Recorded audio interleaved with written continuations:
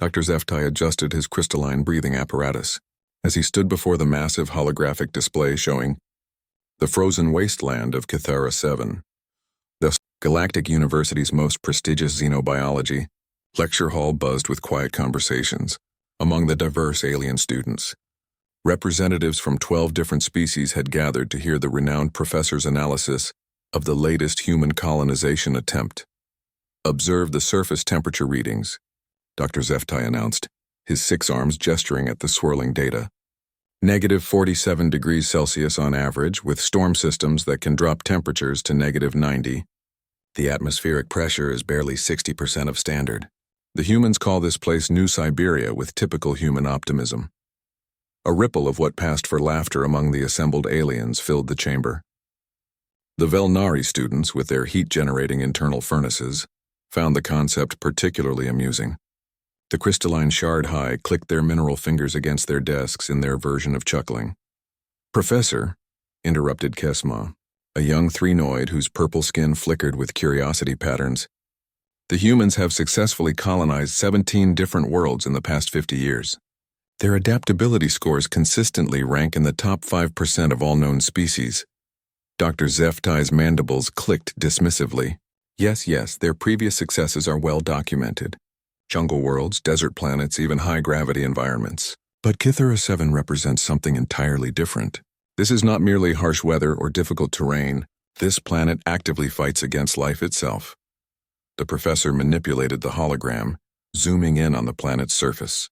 Vast plains of blue-white ice stretched endlessly, broken only by towering glacial formations that scraped against the gray sky. Violent winds carved strange patterns into the frozen landscape, creating an alien geometry that hurt to look at for too long. The indigenous life forms have evolved over millions of years to survive these conditions, Dr. HFY continued. The ice runners have internal antifreeze proteins that prevent their cellular structure from crystallizing.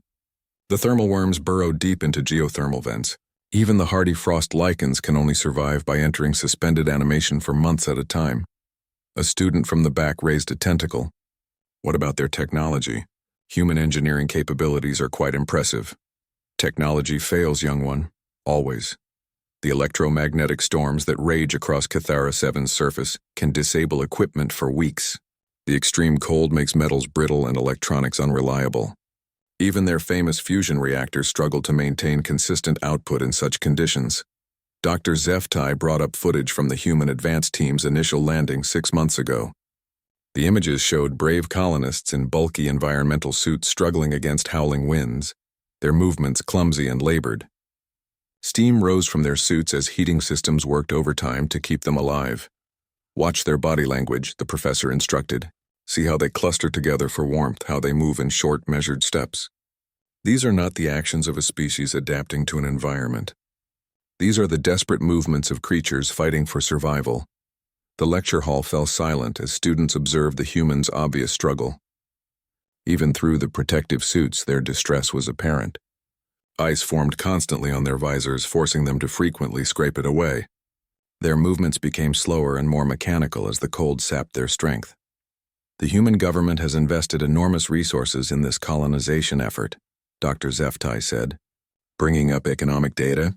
17 billion credits, their most advanced terraforming equipment, and nearly 1,000 volunteers. They are determined to prove that no environment can defeat human persistence. But determination alone cannot change the laws of physics, he continued, his voice taking on a lecturing tone. Carbon-based life forms like humans have fundamental limitations. Their cellular structure begins to break down at extreme temperatures. Their cardiovascular systems cannot efficiently transport nutrients when their blood begins to thicken from cold. Their nervous systems slow, affecting reaction times and decision-making abilities. The professor gestured to a complex biological chart showing human physiological responses to extreme cold. Red warning indicators flashed across multiple body systems. "Look at these projections. Within 18 months, assuming they can even survive that long, the colonists will begin experiencing severe health complications, muscle deterioration, bone density loss, psychological disorders from prolonged isolation and stress." A Velnari student's heat signature brightened with skepticism. "Professor, humans have surprised the galactic community before. Their species seems to thrive on accomplishing the impossible. Dr. Zeftai's four eyes focused on the student with academic intensity. Hope and determination are admirable qualities, but they cannot alter biological reality. The humans are already showing signs of struggle. Their regular supply shipments have increased by 30%. Medical emergency evacuations have tripled in the past month alone. The hologram shifted to show recent supply ship manifests. The data revealed a concerning trend of increased medical supplies, emergency heating equipment, and psychological support materials being shipped to the colony.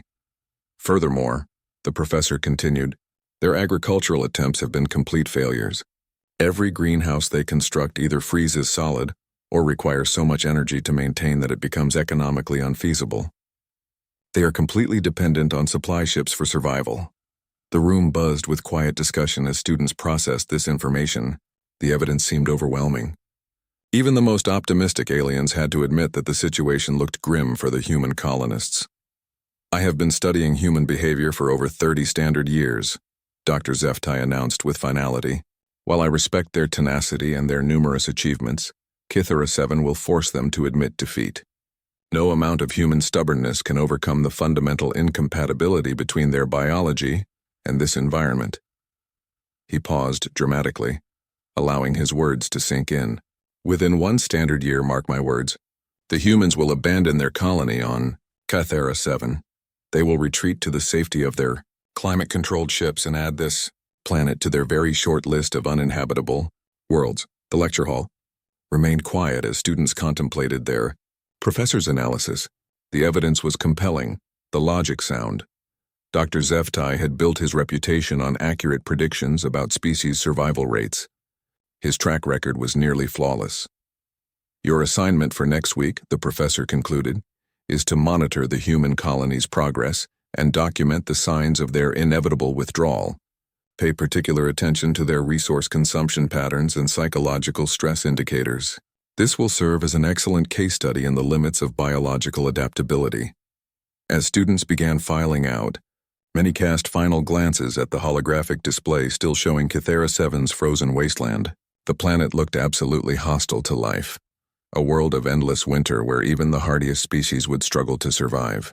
The human colonists, bundled in their bulky suits and huddled around heating units, seemed pitifully out of place in such an environment. Dr. Zeftai remained behind, studying the data with scientific satisfaction. This would indeed prove to be a valuable lesson about the importance of matching species to appropriate environments. The humans would learn, as many species had before them, that courage alone could not conquer every challenge the universe presented. Captain Sarah Chen wiped frost from her visor for the 100th time that morning, as she surveyed the construction site.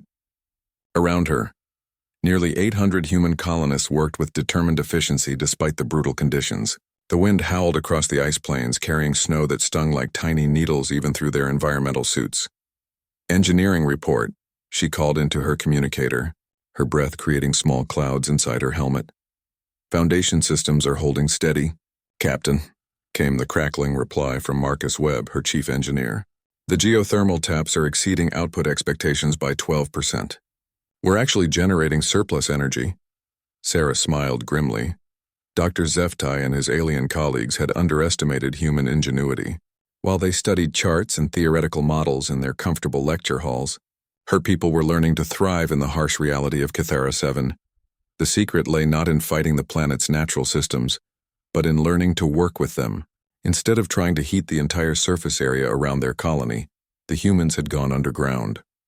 They followed the example of Kithara 7's native life forms, but with human innovation. Chen to medical, she continued. Status report on the adaptation program. Dr. Lisa Nakamura's voice came through clearly. Excellent progress, Captain. The genetic modification treatments are working better than projected. The colonists who volunteered for the enhanced metabolism protocols are showing increased cold resistance and improved circulation. No negative side effects detected.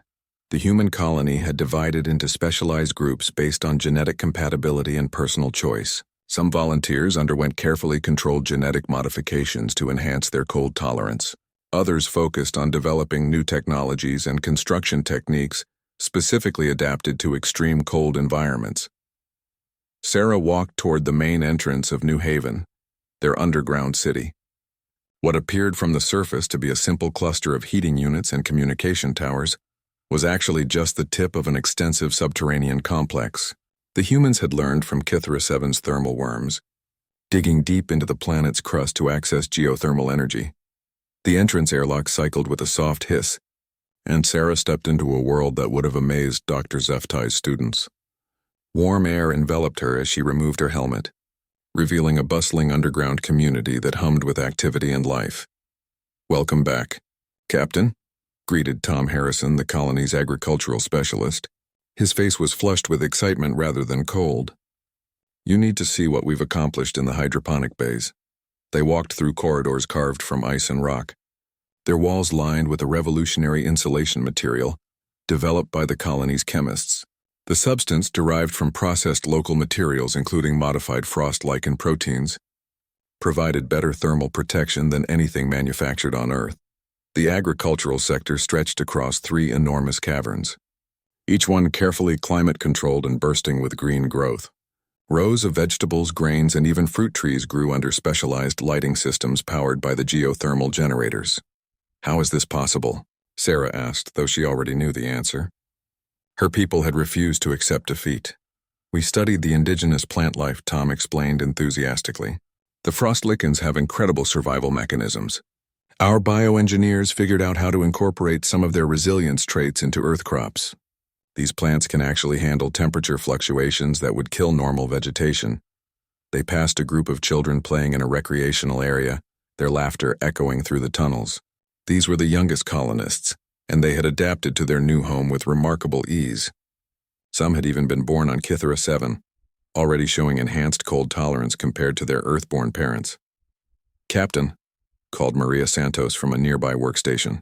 "The latest communication from the Galactic University arrived this morning. Dr. Zeftai is requesting updated casualty reports and resource consumption data." Sarah chuckled. The alien professor was probably preparing charts to demonstrate human failure to his students. "Send him our actual reports.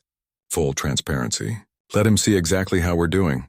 The truth was that human casualties had dropped to nearly 0 after the first challenging months.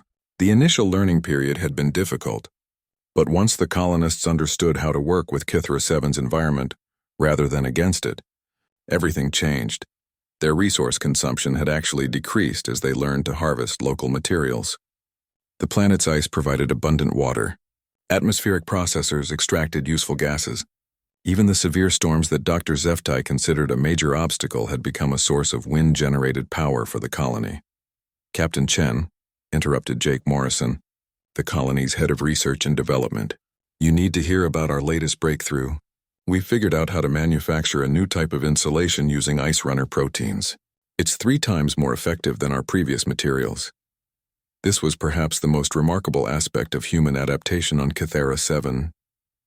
Rather than simply enduring the harsh conditions, the colonists had begun to truly understand and utilize the planet's unique ecosystem. They studied every native life form, learning from millions of years of evolutionary adaptation.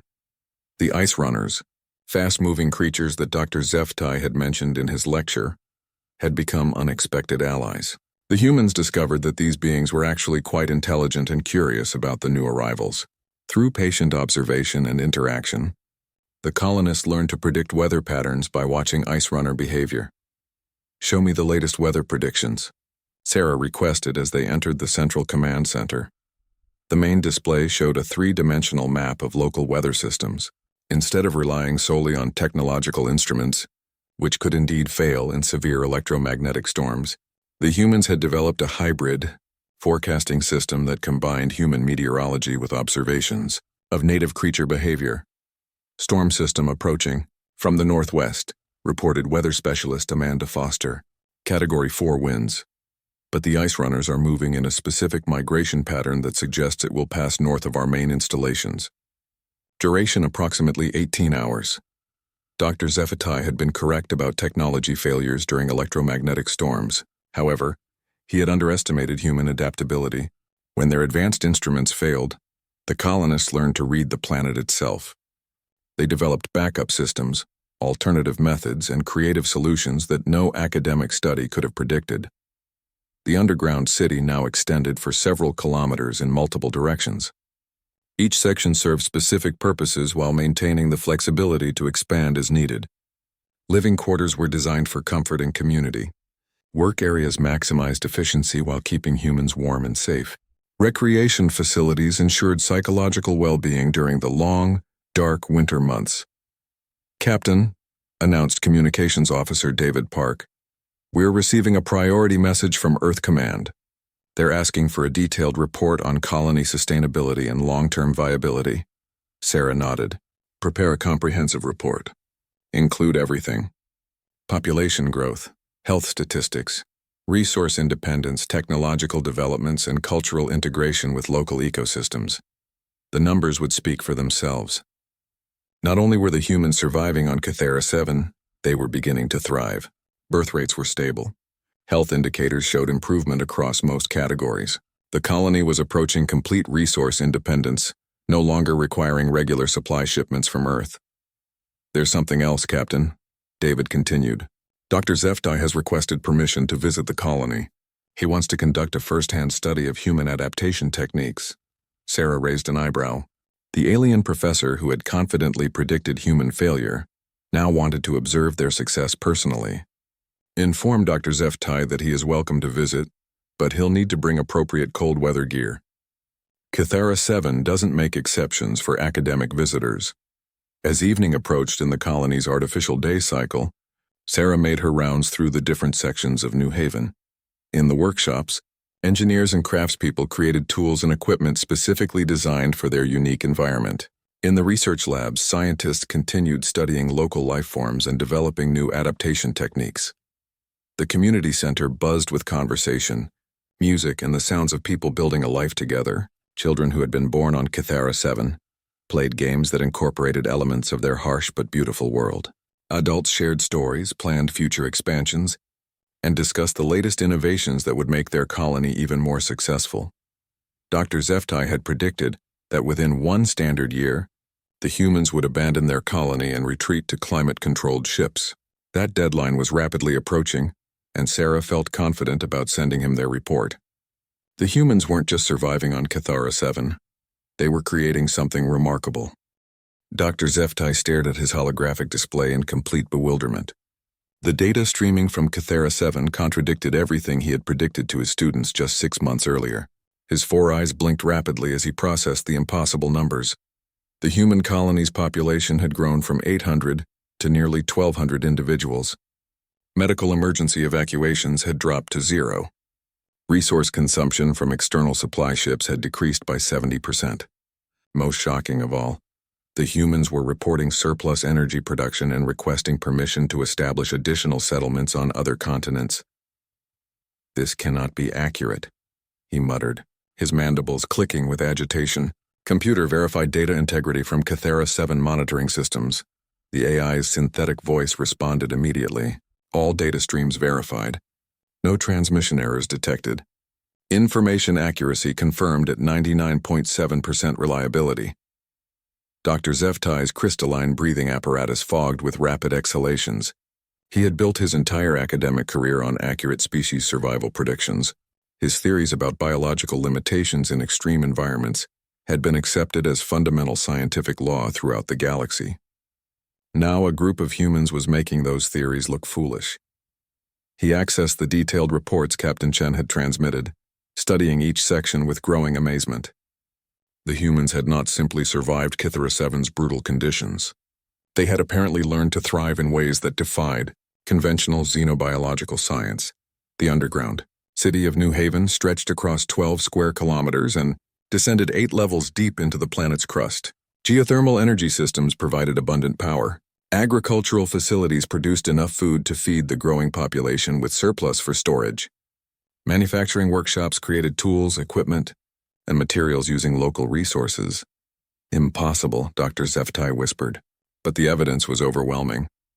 The most disturbing aspect of the reports involved human biological adaptation. Dr. Nakamura's medical data showed that colonists were displaying enhanced cold tolerance, improved circulation, and increased metabolic efficiency. Some individuals were functioning normally in temperatures that should have caused severe hypothermia within minutes. Dr. Zeftai summoned his research assistant, a young Shardai named Clickton, whose crystalline structure resonated with confusion patterns. Analyze these reports immediately. Look for any evidence of data manipulation or exaggeration. Clickton's mineral fingers worked rapidly across the holographic interface, cross-referencing data streams and verifying source authenticity. Professor, the information appears genuine. The humans have uploaded real-time video feeds, biometric data, and extensive documentation. Everything supports their claims. The professor felt his academic worldview crumbling. For 30 years, he had taught that successful colonization required careful species-to-environment matching. Planets like Cathera 7 were considered uninhabitable for most life forms. The humans were rewriting those fundamental assumptions. "Show me the video feeds," Dr. Zeftai commanded. The holographic display filled with images from inside New Haven. Humans moved through warm, well-lit corridors without environmental suits. Children played in recreational areas while adults worked in comfortable conditions. Gardens flourished underground while surface storms raged overhead. Dr. Zeftai watched in fascination as the video shifted to surface operations. Humans in streamlined cold-weather gear worked efficiently in conditions that should have been lethal. They moved with confidence and skill, clearly adapted to their environment rather than fighting against it. "Look at their posture," Clickton observed. 6 months ago, the humans moved like creatures struggling for survival. Now they move like Cathara 7 is their natural habitat. The professor studied their body language carefully. The assistant was correct. The humans displayed none of the stress indicators he had taught his students to watch for. Their movements were fluid and purposeful. They worked in coordination with their harsh environment rather than despite it. "Professor," Clickton continued, "there are reports of human children being born on Cathera 7 who show remarkable cold tolerance from birth. These new generations seem to be adapting at an accelerated rate. This was perhaps the most disturbing development of all." Dr. Zeftai had assumed that even if some humans managed to survive the initial colonization period, their offspring would suffer from the genetic stress of extreme environmental conditions. Instead, the opposite appeared to be happening. The human children born on Cathera 7 were not merely surviving. They were displaying enhanced abilities that suggested rapid evolutionary adaptation. Medical scans showed improved circulation systems, increased muscle density, and metabolic modifications that made them better suited to their cold environment than their Earth-born parents. "How is this possible?" Dr. Zeftai asked aloud, though he knew Clickton had no more answers than he did. The assistant's crystalline structure flickered with uncertainty patterns. Perhaps human adaptability has been underestimated by galactic xenobiological science. Dr. Zeftai accessed additional data feeds, looking for any sign of weakness or failure that might validate his original predictions. Instead, he found evidence of increasing human success. The colonists had established contact with several native species, learning from their survival strategies and even developing cooperative relationships. The ice runners, which Dr. Zeftai had described as merely surviving through antifreeze proteins, were apparently much more sophisticated than previously understood. The humans had discovered that these creatures possessed advanced weather prediction abilities and territorial knowledge that proved invaluable for colony planning. The thermal worms, rather than simply burrowing for warmth, had complex tunnel systems that the humans learned to navigate and utilize. The colonists had expanded their underground city by following worm-carved passages and establishing symbiotic relationships with these native creatures. Even the frost lichens, which Dr. Zeftai had dismissed as simple organisms entering suspended animation, revealed remarkable biochemical properties. Human scientists had learned to cultivate modified versions of these lichens for insulation materials and even food supplements. "Professor," Clickton interrupted his thoughts, "we have received a communication from Captain Chen on Cathera 7. The humans are inviting you to visit their colony for first-hand observation." Dr. Zeftai's breathing apparatus cycled rapidly. The opportunity to study human adaptation techniques directly would be invaluable for his research. However, accepting the invitation would also mean admitting that his predictions had been completely wrong. "What are the safety requirements for the visit?" he asked. "Standard environmental protection for non-adapted species," Clickton replied. "However, the humans note that their heated transport systems and underground facilities would provide comfortable conditions for most galactic species." The Professor realized that this visit would be crucial for his academic reputation. If he could understand how the humans had achieved the impossible, perhaps he could salvage his theories and contribute valuable knowledge to galactic science. Alternatively, if he continued to insist on human failure while evidence mounted to the contrary, his credibility would be permanently damaged.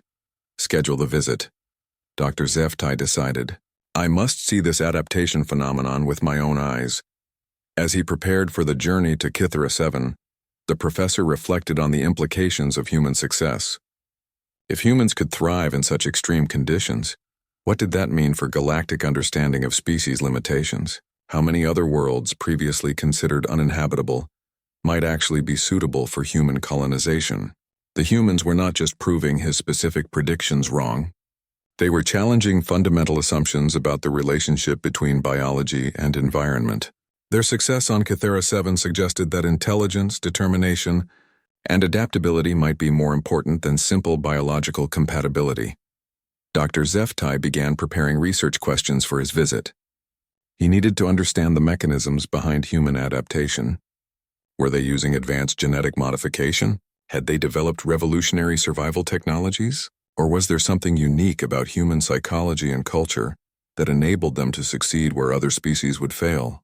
Clickton, he called to his assistant, prepare a comprehensive data collection protocol. If the humans have truly achieved sustainable colonization of Kythera 7, we must document every aspect of their success. This could represent the most significant xenobiological discovery in galactic history. The crystalline assistant structure brightened with excitement patterns. Should we inform your students about the visit? Dr. Zeftai considered this carefully. His students had been following the Kythera 7 situation as part of their assignments. Many of them would be eager to learn about human adaptation techniques. However, he would need to carefully explain how his original predictions had been proven incorrect. Yes, he finally decided. Arrange for a full lecture series when I return. If I'm going to be wrong about human limitations, I should at least ensure that the next generation of xenobiologists learns from my mistakes. The transport ship descended through Kythera 7's swirling atmosphere as Dr. Zeftai pressed his face against the viewing port. Below, the planet's surface appeared even more hostile than his holographic displays had suggested. Violent storms created white clouds of ice crystals that obscured vast sections of the landscape. The few visible areas showed nothing but endless plains of blue-white ice broken by towering glacial formations. How could any life form thrive in such conditions? He wondered aloud. The human pilot, a cheerful woman named Janet Rodriguez, glanced back from the cockpit. Wait until you see New Haven, Professor. It'll change your perspective completely. Dr. Zeftai's breathing apparatus cycled nervously. Despite his academic credentials and years of study, he felt genuinely anxious about this visit. Everything he understood about xenobiology suggested that the human colony should have failed months ago. Yet here he was, traveling to visit a thriving settlement that contradicted his life's work. Beginning descent to New Haven landing platform, Janet announced. Professor, you might want to look out the starboard viewing port in about 30 seconds. Dr. Zeftai repositioned himself and gasped in amazement. Rising from the ice plains was a complex of structures that defied everything he had expected.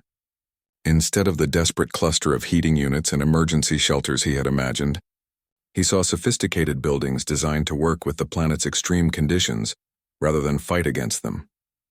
The landing platform itself was a marvel of engineering. Heated from below by geothermal systems, it remained completely ice-free despite the sub-zero surface temperature. Wind barriers carved from compressed ice and local materials created a sheltered area where human workers moved about efficiently, without the bulky environmental suits Dr. Zeftai had seen in earlier footage. Welcome to Kythera 7, Janet said as the ship touched down smoothly. Captain Chen is waiting to give you the full tour. Dr. Zeftai gathered his research equipment and followed Janet toward the airlock. He had prepared extensive notes about questions to ask and observations to make, but already he sensed that his preconceptions would need significant revision. The airlock cycled, and Dr. Zeftai stepped onto the surface of Kythera 7 for the first time. Even through his environmental suit, he could feel the planet's brutal cold.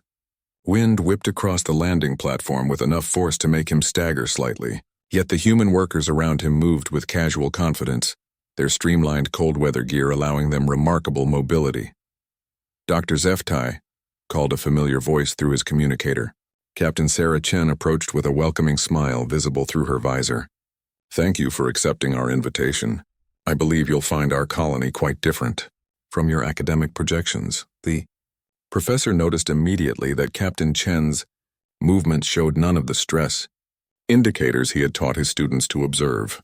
She moved fluidly across the ice, her footing secure and her posture relaxed. This was not a creature struggling for survival. This was someone completely comfortable in her environment. I confess, Captain, that your colony's success has challenged my understanding of species-environment compatibility, Dr. Zeftai admitted. I am eager to observe your adaptation techniques. Firsthand, Captain Chen led him toward the main entrance to New Haven. What had appeared from orbit to be a simple surface installation revealed itself as the entrance to something far more ambitious. The doorway was carved into what looked like a natural ice formation, but Dr. Zeftai's trained eye noticed the subtle signs of sophisticated engineering. Our architects learned from local geology, Captain Chen explained as they approached the entrance. Instead of imposing human designs on an alien landscape, we studied how Cathera 7's natural features withstand the extreme conditions and adapted our construction techniques accordingly. They passed through multiple airlocks, each one bringing noticeably warmer temperatures. Dr. Zeftai's environmental readings showed the careful progression from surface conditions to what would be comfortable for most galactic species. The engineering required for such precise climate control was impressive. The final airlock opened to reveal a sight that stopped Dr. Zeftai in his tracks. The underground city of New Haven stretched before him like something from a science fiction dream. Warm, well-lit corridors carved from ice and rock extended in multiple directions. The walls were lined with a translucent material that seemed to glow with soft, welcoming light. This is impossible, he whispered, temporarily forgetting his academic composure. Captain Chen chuckled as she removed her helmet, shaking out hair that showed no signs of the stress damage Dr. Zeftai had predicted would result from prolonged exposure to extreme conditions. 6 months ago, I might have agreed with you. But humans have a tendency to redefine what's possible when we're properly motivated. Dr. Zeftai removed his own environmental gear and immediately noticed the comfortable temperature and humidity levels. The air was clean and fresh, with none of the recycled stuffiness he had expected from an underground facility. How do you maintain these conditions? Geothermal energy, Captain Chen replied, leading him down a main corridor bustling with human activity. Cathera 7 has tremendous geothermal resources just below the surface. Once we learned to tap into them efficiently, our energy problems disappeared. They passed workshops where humans crafted tools and equipment, laboratories where scientists studied local life forms, and common areas where people socialized and relaxed. Children ran through the corridors, their laughter echoing off the walls. These were not the stressed, desperate survivors Dr. Zeftai had expected to find. I must ask, the professor said as they walked, about the biological adaptations my research indicates your people are displaying. How have you achieved such rapid acclimatization? Captain Chen paused at an intersection and gestured toward a medical facility. Dr. Nakamura can explain the details better than I can, but essentially we've developed a combination of controlled genetic modification and natural adaptation. Some colonists volunteered for enhancement treatments, while others are adapting naturally through exposure and lifestyle changes. Dr. Zeftai's academic excitement overcame his embarrassment at being proven wrong. May I observe these adaptation processes? The implications for galactic xenobiology could be revolutionary. Of course, Captain Chen replied. That's why we invited you here. We want to share what we've learned with the galactic scientific community.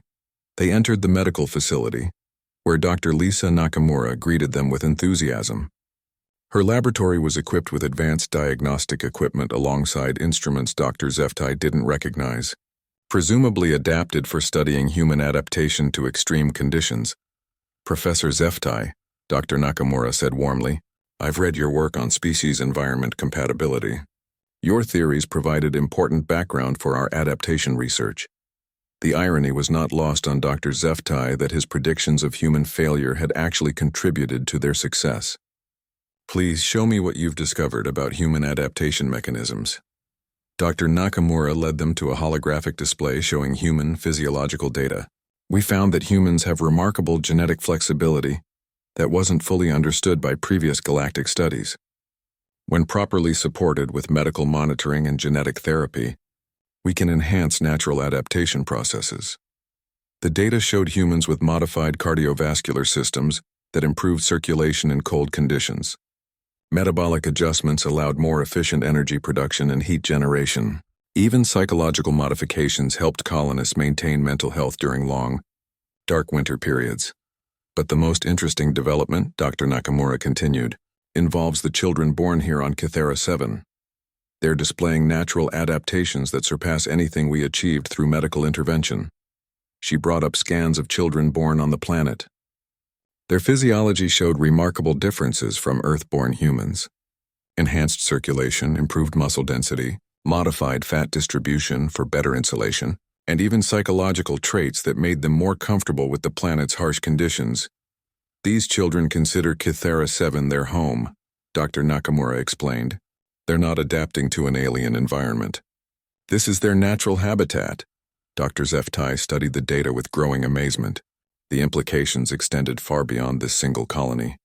If humans could adapt this rapidly to extreme conditions, it suggested that the species possessed biological flexibility that challenged fundamental assumptions about genetic limitations. Professor, Captain Chen interrupted his thoughts. There's something else you need to see. We've established cooperative relationships with several native species that have taught us invaluable survival techniques. They left the medical facility and walked toward another section of the underground city. Along the way, Dr. HFY observed more evidence of human success. Hydroponic gardens flourished under artificial lighting. Manufacturing workshops produced sophisticated equipment using local materials. Educational facilities taught both Earth knowledge and Kythera 7 survival skills to children who seemed perfectly comfortable in their underground home. How many people live here now? Dr. HFY asked. Nearly 1,500, Captain Chen replied. We're planning 2 additional settlements on other continents. Earth Command has approved expansion of the colonization program based on our success here. Dr. HFY felt a mixture of scientific excitement and professional humility. The humans had not merely survived Kythera 7. They had created a thriving civilization that was expanding across the planet. Everything he had told his students about the limits of biological adaptability would need to be reconsidered. Captain Chen led Dr. HFY through a series of tunnels that descended deeper into Kythera 7's crust. The walls here showed a fascinating mixture of human engineering and natural cave formations. Smooth, carved sections blended seamlessly with rough stone surfaces that had been shaped by geological forces over millions of years. This is where our real breakthrough occurred, Captain Chen explained as they walked. We discovered that we weren't the first intelligent species to live underground on Kythera 7. Dr. HFY's 4 eyes widened with surprise. His preliminary studies of the planet had identified several life forms, but none that showed signs of advanced intelligence. You've made contact with a native civilization, not exactly a civilization as we understand it, Captain Chen replied, but something far more sophisticated than our initial surveys suggested. They emerged into a vast natural cavern that took Dr. HFY's breath away. The space stretched hundreds of meters in every direction, its ceiling lost in shadows above. But what captured his attention were the intricate tunnel networks that honeycombed the walls, creating patterns of geometric complexity that could only result from intelligent design. The thermal worms, Captain Chen said softly. We originally thought they were simple creatures seeking warmth. We were wrong. As if summoned by her words, movement became visible in the tunnel openings. Creatures the size of large earth snakes emerged, their bodies covered in scales that shifted color from deep blue to silvery white. But it was their eyes that caught Dr. HFY's attention. Large, intelligent, and clearly focused on the human visitors with curious interest rather than fear. They've been watching us since we arrived, Captain Chen continued. At first we thought they were just animals attracted to our heat sources. Then we realized they were studying us as carefully as we were studying them. Dr. HFY watched in fascination as several thermal worms approached. Their movements were deliberate and coordinated, suggesting communication methods beyond simple animal behavior. Have you established any form of communication? Dr. Morrison, our xenobiologist, has made remarkable progress, Captain Chen replied. The thermal worms use a combination of chemical signals, color changes, and vibration patterns through the rock. We've learned to recognize basic concepts like danger, food, territory, and welcome. One of the larger thermal worms approached Dr. Zeftai directly. Its scales shifted to warm golden colors while it produced a low, harmonic vibration that resonated through the cavern floor. The professor felt his breathing apparatus cycle with excitement as he realized he was witnessing interspecies communication in real time. "That's a greeting pattern," Captain Chen translated. "They're welcoming you to their home." Dr. Zeftai had studied xenobiology for 30 years, but this was his first direct contact with a newly discovered intelligent species. The implications were staggering. "How has this relationship affected your colony's survival?" "They've taught us everything," Captain Chen replied with obvious respect for their hosts. "Tunnel construction techniques, weather prediction methods, geothermal management, even food preservation using natural ice formations. Without their knowledge, New Haven would never have succeeded." They spent the next hour observing thermal worm behavior and interaction patterns. Dr. Zeftai documented everything, his academic excitement overriding his embarrassment at being proven wrong about human limitations. This discovery would revolutionize galactic understanding of Kythera 7's ecosystem. "The ice runners have been equally helpful," Captain Chen said as they began walking back toward the human sections of the underground complex. "They've taught us to read weather patterns and navigate the surface safely during storm seasons." "And in return?" Dr. Zeftai asked. "We share our technology where it's useful to them. Medical techniques, manufacturing methods, even entertainment. Some of the younger thermal worms seem fascinated by human music." As they walked, Dr. Zeftai reflected on the profound implications of what he was witnessing. The humans had not simply adapted to Kythera 7's environment. They had integrated themselves into the planet's existing ecosystem, forming cooperative relationships with native intelligence that had gone undetected by galactic surveys. "Captain," he said carefully, "your success here challenges fundamental assumptions about colonization methodology. The galactic standard approach involves terraforming or environmental modification to suit the colonizing species. You've done the opposite." "We adapted ourselves to suit the environment," Captain Chen agreed. It seemed more logical than trying to change an entire planet. They reached the main residential areas of New Haven, where Dr. Zeftai observed families going about their daily lives in apparent comfort and happiness. Children born on Kythera 7 played games that incorporated elements of their unique environment. Adults worked on projects that combined Earth knowledge with local innovations. "Professor," called a young voice.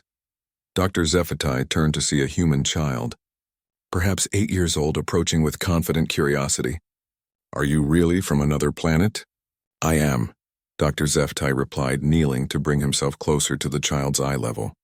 "I'm from Velkar Prime, many light years from here."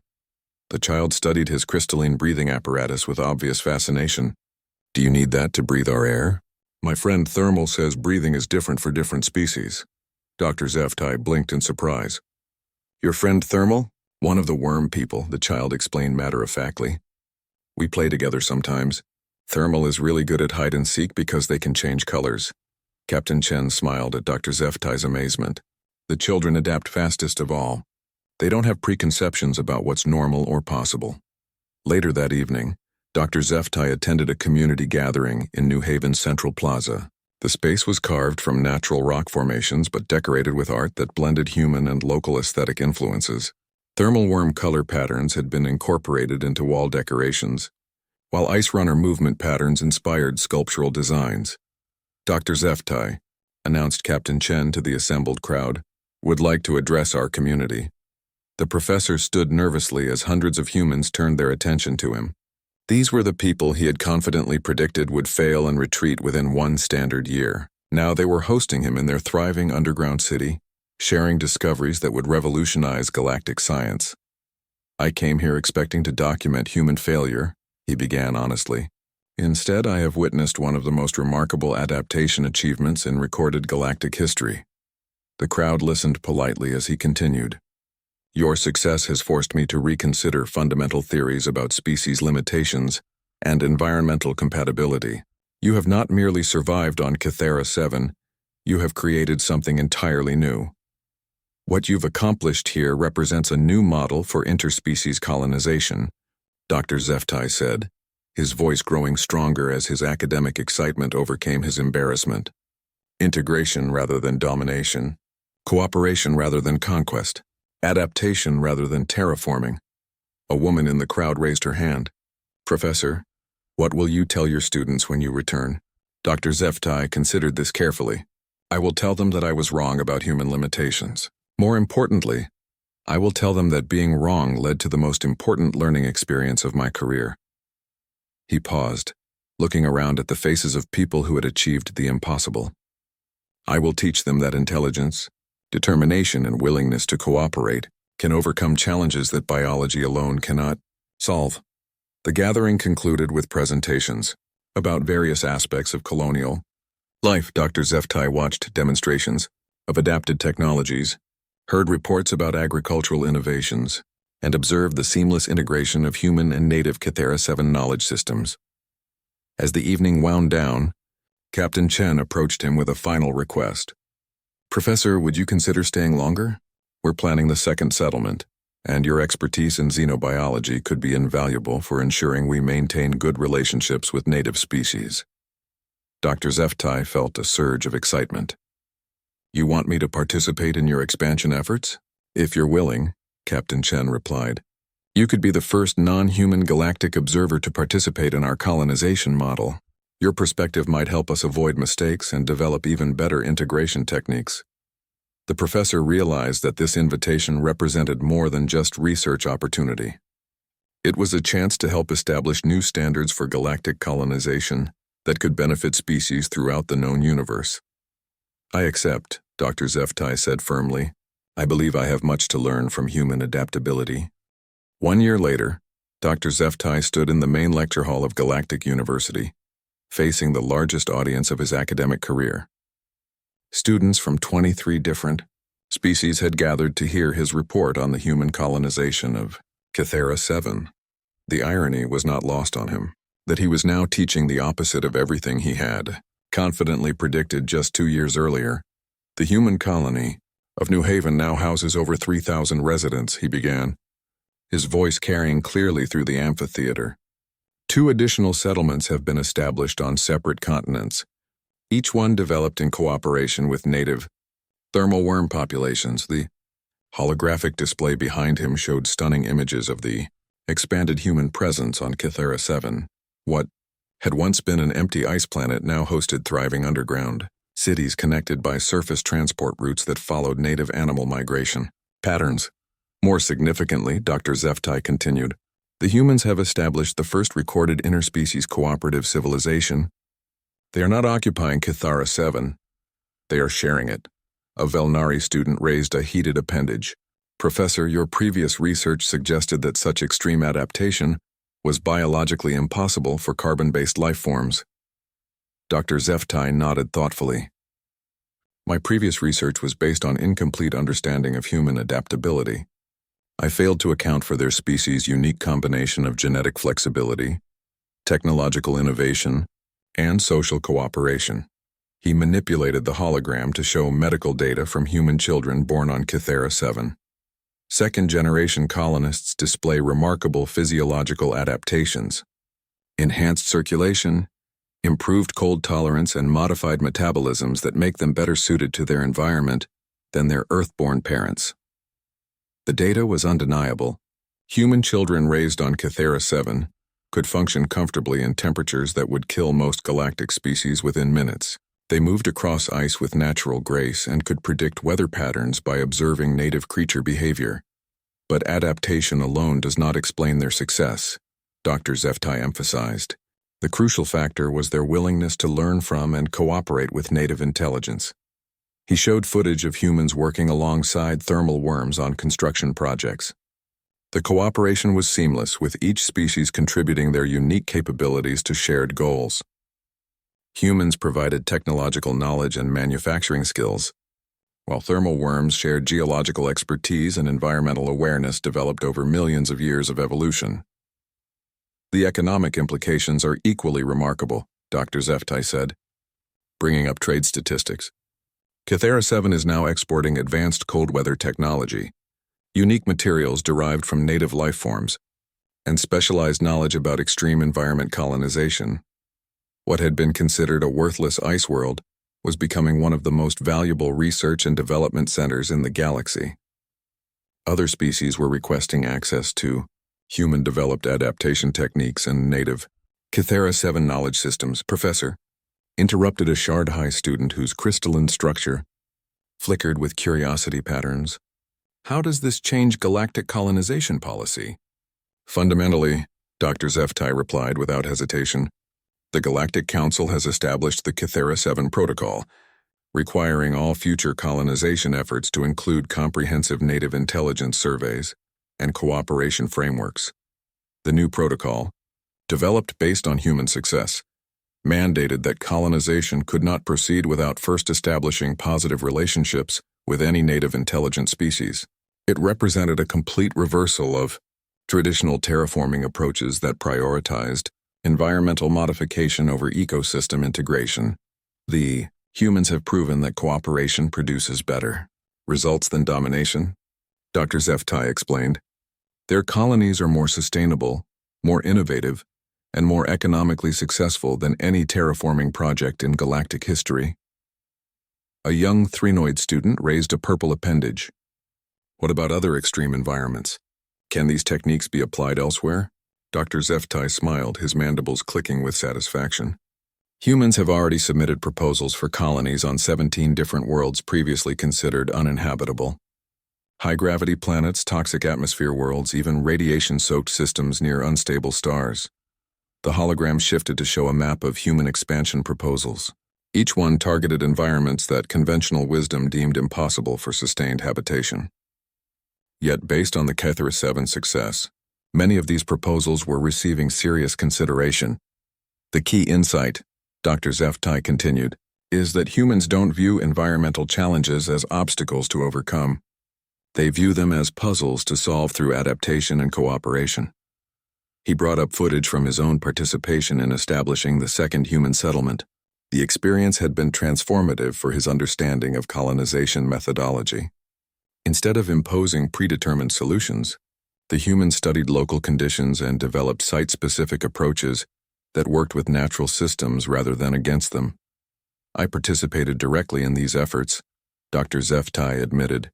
The humans invited me to contribute xenobiological expertise to their expansion planning. It was the most valuable educational experience of my career. The audience stirred with surprise. For a galactic professor to participate in actual colonization efforts was almost unprecedented. Academic theory and practical application were usually kept strictly separate. What did you learn from direct participation? Asked a student from the back of the hall. That textbook knowledge means nothing without practical experience, Dr. Zeftai replied honestly. The humans taught me that successful science requires humility, flexibility, and willingness to be proven wrong. He paused, allowing his words to sink in. I came to Kythera 7 expecting to document human failure. Instead, I learned that my theories about species limitations were themselves limited. The hologram showed images of Dr. Zeftai working alongside human colonists and thermal worms on underground construction projects. His crystalline breathing apparatus had been modified with human technology to function more efficiently in Kythera 7's conditions, while his xenobiological knowledge helped optimize human-native species cooperation. The collaboration has produced innovations that neither species could have achieved alone, he explained. Human technology enhanced by thermal worm geological knowledge, native adaptation techniques improved by human medical science, communication methods that bridge completely different sensory systems. A Velnari student's heat signature brightened with skepticism. Professor, if humans are so adaptable, why haven't other species achieved similar success in extreme environments? Dr. Zeftai considered this carefully. Other species tend to approach colonization from their own biological and cultural perspectives. Humans seem uniquely willing to abandon preconceptions and learn entirely new ways of thinking and living. He brought up comparative data from colonization efforts by other galactic species. Most followed predictable patterns, identify suitable environments, modify them to match species requirements, establish familiar social and technological systems. Humans had done the opposite at every step. Perhaps most importantly, Dr. Zeftai continued, Humans view intelligence as something that can be found anywhere, not just in species that resemble themselves. They were willing to recognize and learn from thermal worm intelligence that our best xenobiological surveys had missed completely. The lecture concluded with questions about the broader implications of human adaptability. Students wanted to know how these discoveries would affect galactic policy, interspecies relations, and future exploration efforts. The humans have shown us that the universe contains far more possibilities than our theories suggest, Dr. Zeftai said in closing. They have proven that determination, cooperation, and willingness to adapt can overcome challenges that biology alone cannot solve. As students filed out, many stopped to thank Dr. Zeftai for his honest assessment of his own mistakes. The academic community appreciated professors who could admit when their theories were proven wrong and learn from the experience. Click 10. His crystalline research assistant approached as the hall emptied. Professor, the Galactic Council has requested your participation in establishing new colonization guidelines based on the Cathara 7 model. Dr. Zeftai nodded thoughtfully. Schedule the meetings. If we're going to revise fundamental assumptions about species-environment compatibility, we need to do it properly. He looked back at the holographic display still showing images of thriving human settlements on Cathara 7.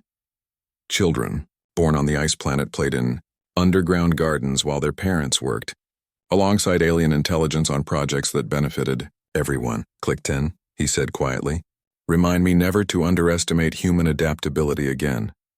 The assistant's crystalline structure resonated with amusement patterns.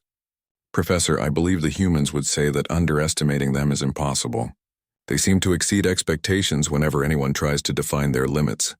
Dr. Zeftai chuckled, a sound his species made by rapidly cycling their breathing apparatus. Perhaps that's the most important lesson of all. Some species aren't meant to be limited by conventional wisdom. As he